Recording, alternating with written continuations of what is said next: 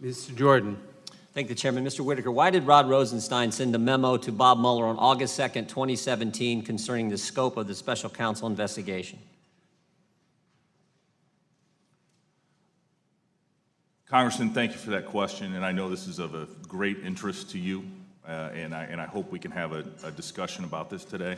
The special counsel regulations require a scoping of the special counsel's investigation that identifies the subject and the targets of the investigation. So I am certain that it would have identified the scope of the investigation pursuant to the special counsel's.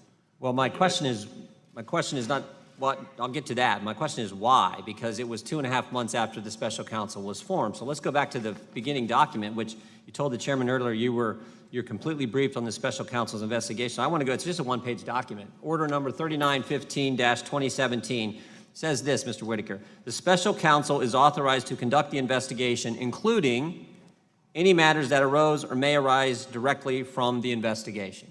That's pretty broad. Do you agree? Yeah, and in my experience, it's consistent with other appointments of special counsels. That's fine.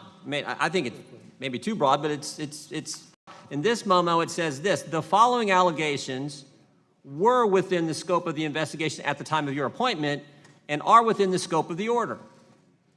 Well, if that's true, why do you have to say it? If you could do it all along, why do you have to put it in a memo? Congressman Jordan, first of all, I was, because of General Sessions' recusal from the special counsel's investigation, I was also recused from that investigation. And so I was not. I'm not asking that. I'm asking, you said you were fully briefed. The chairman asked you. But you're asking me why at the time Rod Rosenstein. I'm asking you why 2.5 months after the broadest order you can have, why did Rod Rosenstein say, hey, you could do this all along, but now I'm putting it in a memo? And I'll tell you what really troubles me, Mr. Whitaker, is right after that statement, the following allegations were within the scope of the investigation at the time of your appointment and are within the scope of the order. Right after that, you know what?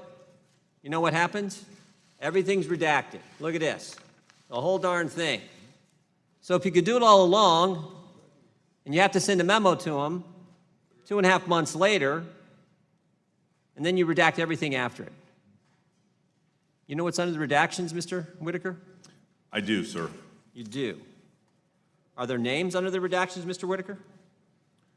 In my experience with investigations generally, you would not have a public document identify targets or subject matter of an investigation, especially if someone is not ultimately charged with a crime. Let me frame it this way. Did Rod Rosenstein give the special counsel the authority to investigate specific Americans?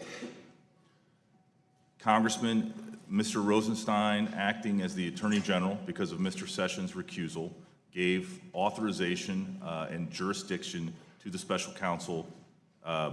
And so, yes, under the special counsel regulations, that's the whole purpose of the special counsel. So I want to make, you said yes, so there are specific names 2.5 months into the investigation that Rod Rosenstein gave the special counsel specific American names to go investigate. Congressman, as because you know, I mean, if that's the case, then it's, well, I hope you, I want to know yes or no. As I hope you know, answer. this is the subject of an ongoing investigation. And I spoke to you generally about investigation. But I'm asking you a specific, or let me ask it this way. Can you give us assurances that there are not specific names under this 70% redacted memo that, that Rod Rosenstein sent to the special counsel? Congressman Jordan, I know this is and you know why I'm asking this, Mr. Attorney General? Because in this country, we don't investigate people, we investigate crimes. And if there are specific American citizens' names in this redacted, and I asked Mr. Rosenstein to see this, and he got all mad and huffy with me in his office and wouldn't show it to me.